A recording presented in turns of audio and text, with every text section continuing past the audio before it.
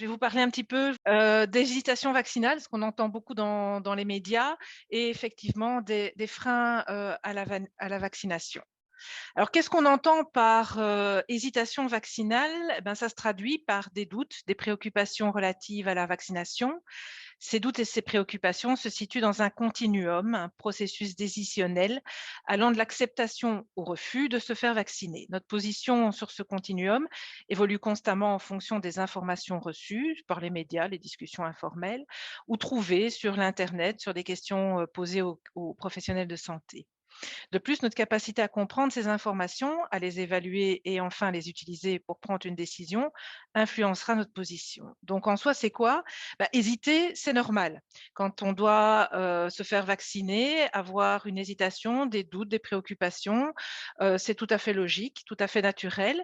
Et donc, on va à un moment parfois être pour la vaccination, parfois être contre cette vaccination. Ça peut évoluer au cours du temps, ça peut être une hésitation qu'on a par rapport à certains vaccins, pas par rapport à d'autres. Il faut faire la différence avec effectivement ce mouvement anti-vaccin, qui existe, c'est pas la même chose. Hésiter, c'est normal, c'est se poser des questions et c'est d'essayer de trouver de l'information pour répondre à ces questions. Être anti-vax, c'est un mode de fonctionnement, c'est un mode de vie qui décide que vous ne croyez pas ou ne voulez pas du processus de vaccination dans votre vie. Donc on est quand même sur des choses un peu différentes et l'hésitation vaccinale, eh ben, à un moment, vous pouvez être contre, ne pas avoir envie ou postposer et puis tout doucement avancer vers une acceptation, de la vaccination ou rester sur votre position.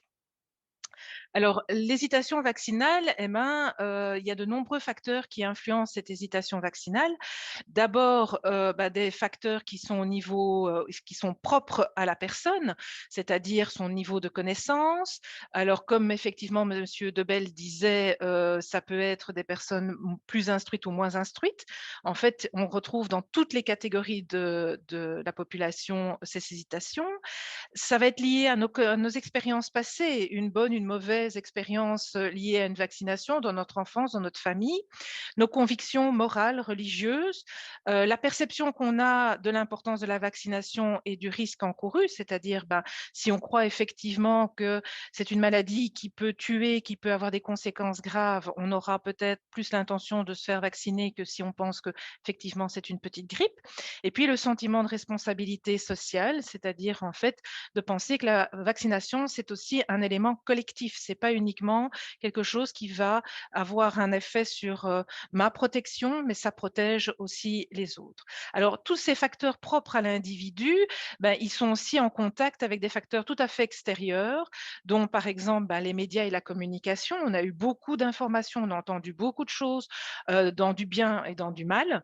On a aussi les attitudes que vont prendre les professionnels de santé. On sait aussi que, par exemple, par rapport à la vaccination anti-Covid, un certain nombre de professionnels ont, par exemple, refusé de se faire vacciner dans la première vague. On sait aussi que bah, certains médecins ont plutôt une attitude de rejet par rapport à ça, donc ça va aussi influencer. Et puis, effectivement, bah, les politiques de vaccination et de santé publique du pays dans lequel on le vit. Tout ça, effectivement, mis dans un contexte historique, politique, social et culturel. Nous n'avons pas tous, nous ne vivons pas tous dans les mêmes milieux. Voilà, ça c'est pour le cadre théorique. Je ne vais pas aller plus loin. Enfin, juste encore ceci parce que ça me semblait intéressant. Je trouvais que ça remettait bien en résumé l'hésitation vaccinale, ou en tout cas le fait que l'hésitation vaccinale se retrouve un peu au croisement d'un certain nombre d'éléments, dont par exemple, bah, comme je le disais, la sous-estimation du danger. Donc, si on a un risque perçu par rapport à la maladie ou aux conséquences qui est bas, on va dire que c'est peut-être pas bien important de se faire vacciner.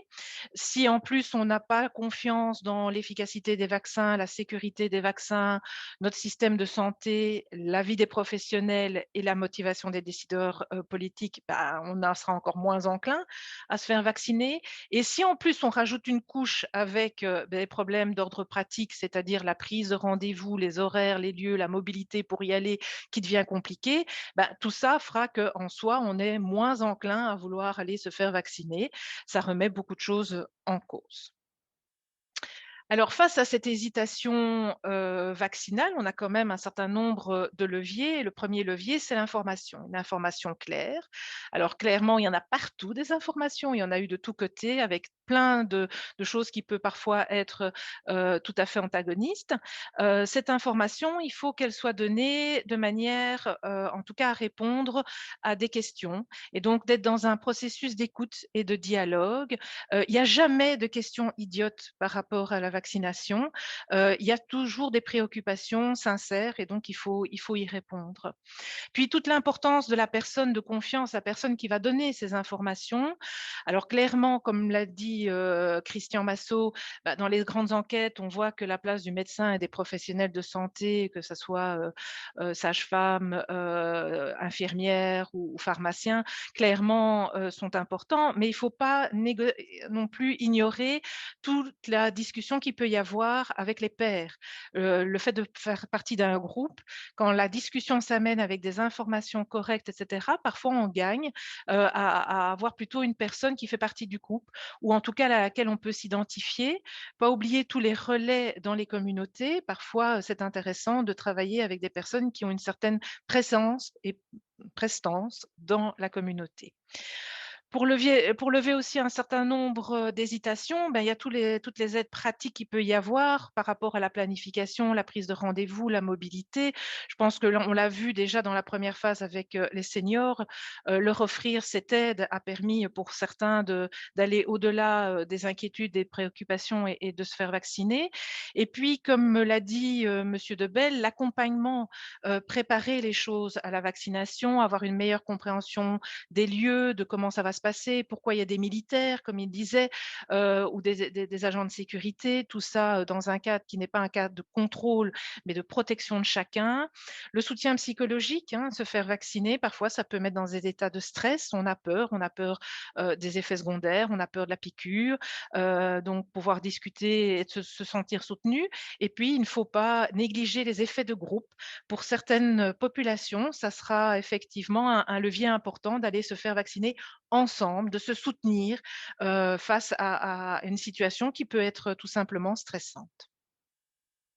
Alors, nous avions eu l'occasion de vous poser quelques questions, pour préparer ce webinaire et donc la première question, c'était est-ce que vous aviez, déjà identifié un certain nombre de freins à la vaccination sur vos territoires et effectivement, il y a, un certain nombre de réponses. D'abord, de toute façon, tout ça revient toujours à un élément, c'est la mobilité et parfois effectivement la difficulté de coordination entre un rendez-vous pris dans un centre de vaccination et par exemple le taxi social ou d'autres systèmes, de transport. L'éloignement des centres proposés, c'est vrai que le système, ben, parfois, fait que quand on cherche son rendez-vous, les centres proposés, c'est peut-être pas ceux qui sont le plus proches, de chez soi ou inversement plus proches de chez soi, mais pas spécialement les plus faciles d'accès, par exemple par les transports en commun. Donc voilà, ça peut effectivement être un frein. Certains n'ont pas encore reçu de convocation, par exemple les 65+. Là, je tiens quand même à resignaler qu'il y a le Revax 65+, donc on peut, rappeler le numéro du call center, pour, pour en revenir sur pour recevoir une convocation. Le fait que ce fameux call center, ce 0800 est parfois inaccessible et effectivement, ben, ça a pu à certains moments refroidir les ardeurs de certains. Le fait d'être sans véhicule, sans ordinateur ou sans accès à internet et ben, effectivement, c'est un gros frein. Toutes les personnes en perte d'autonomie, on en parlait avec, madame Fivet, les personnes isolées, les personnes étrangères qui n'ont par exemple pas accès à la langue, pour eux, c'est vraiment très compliqué parfois de prendre des rendez-vous. Un frein qui a été identifié aussi, c'est la non-possibilité de choisir, son vaccin. Effectivement, on l'a rappelé, l'AstraZeneca, tout le battage médiatique qu'il y a eu, sur les effets secondaires ont amené beaucoup de gens à totalement refuser si c'était celui-là. La peur face aux effets secondaires, quand on entend que certains ont été malades quelques jours, avec de la fièvre, évidemment, bah, parfois on peut se dire: «Aïe, est-ce que je vais vraiment aller me faire vacciner?»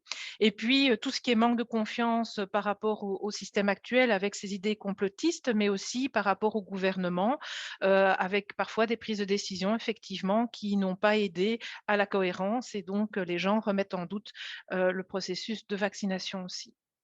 Alors on vous avait demandé si vous aviez aussi identifié des populations hésitantes et ce qui revient de vos réponses, c'est qu'effectivement, c'est plus vers un public fragilisé, isolé socialement, avec un faible niveau d'instruction que vos doutes, vont, vers un public jeune parfois qui se sent peut-être moins concerné par la vaccination ou à la différence, un public très âgé qui est parfois peu confiant, dans cette vaccination. Puis toutes ces personnes qui ont déjà parfois reçu une première dose avec des effets secondaires, comme je le disais, de la fièvre, un peu malade, qui sont parfois évidemment en questionnement pour la seconde dose. Est-ce qu'ils vont retenter l'aventure, ou pas? Et puis, toute cet ensemble de personnes qui attendent d'avoir du recul avec, le fait que, ces vaccins, ça fait, peu de temps qu'ils sont là. On a commencé à vacciner depuis le début de l'année. Ils sont parfois un peu méfiants. Ils ont peur des effets secondaires. Ils ne savent pas trop si ça va durer comme protection. Donc, c'est pas qu'ils sont contre, mais en tout cas, s'ils peuvent attendre, ils attendront encore quelque temps avant de se faire vacciner.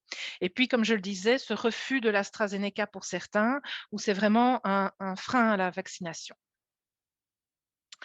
Alors, on vous avait demandé aussi si vous voyez des populations plus en difficulté, pas spécialement en hésitation, mais en plus en difficulté, par rapport, à la vaccination.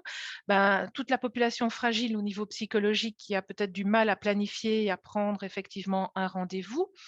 Le flou qui existe pour l'instant, par rapport, au passeport vaccinal, les besoins et nécessités d'être vacciné pour entrer dans certains pays et donc toute cette population qui voudrait bouger, ou se déplacer en Europe, mais qui est pas très sûre de exactement ce qu'ils doivent faire. La difficulté par rapport à la prise de rendez-vous par le système, informatique ou par le call center. Le fait qu'effectivement certains sont plus éloignés des centres que d'autres et donc, effectivement dans certaines communes, c'est peut-être plus compliqué.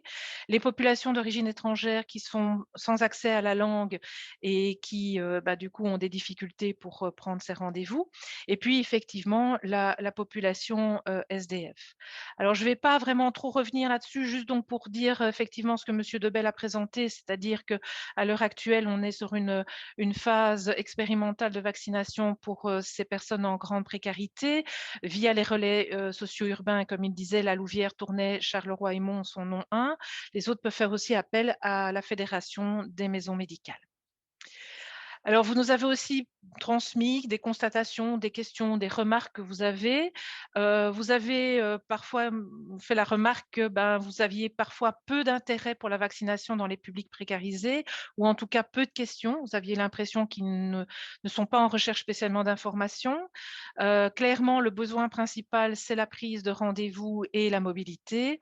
Je tiens à rappeler, parce qu'on a eu ça dans quelques commentaires par rapport, par exemple, à des SDF qui se demandaient, qui avaient peur du prix de cette vaccination ou du prix du transport pour aller vers cette vaccination, que la vaccination est gratuite et que des solutions de transport existent. Il y en a, les communes, les PCS et CPAS, je ne vais pas vous le dire, vous êtes bien placés pour le savoir, ont organisé, mais que la TEC et la SNCB donnent aussi des tickets gratuits si on a sa convocation et qu'il y a une centrale régionale, wallonne de mobilité sur lequel effectivement on peut trouver, ce qui a été mis en place dans chaque commune. La vaccination à domicile aussi par le médecin traitant pour les personnes en perte d'autonomie avec déplacement impossible vers les centres de vaccination. Mais comme on vient de le voir, c'est pas si évident que ça. Et puis cette phase de vaccination spécifique, via les relais sociaux urbains et les maisons médicales pour la population SDF. Alors nous aussi, on est là pour vous accompagner, bien sûr. Je crois que plusieurs d'entre vous, nous connaissent maintenant, avec des sensibilisations à la vaccination qu'on peut faire en version virtuelle ou présentielle, suivant, les règles sanitaires. On réalise ça aussi bien pour des publics professionnels, acteurs sociaux ou associatifs, mais aussi pour du public spécifique. On a eu des seniors, on a eu des bénéficiaires de CPAS et puis on vous accompagne, soit pour des actions de communication vers un public cible, soit pour une réflexion à mise en place d'aides pratiques et puis nous sommes une ressource. Nous avons des articles, des données comme on vient de vous présenter. On aura bientôt des capsules vidéo et puis le PowerPoint que je réalise sont toujours disponibles si vous le désirez. Autre ressource importante, c'est le site jemevaccine.be. Clairement d'abord parce que vous avez plein de réponses à vos questions pratiques, mais aussi parce qu'il y a un kit Proxivax qui a été mis en place. Vous avez l'adresse, qui est là. Vous pouvez le télécharger. Qu'est-ce qu'on retrouve là-dedans? Eh ben, pas mal de traductions en langue étrangère. Je vous ai mis une petite, une petite, icône, et des dessins. Vous avez aussi, pas mal de choses qui ont été faits en pictogramme pour des personnes qui auraient plus difficile à travailler avec le langage écrit. Une, version en langue des signes, des vidéos, et puis un outil culture et santé qui peut être aussi utilisé et intéressant. Je vous conseille vraiment d'aller voir en sachant qu'effectivement, comme on l'a dit, l'information est importante, donner l'information, mais pas seulement. Ça demande pour des populations, en difficulté, ça demande effectivement un accompagnement, d'être présent, de les amener à discuter avec vous, de ces informations. C'est pas le tout de la donner comme ça, il faut vraiment cet accompagnement. Voilà,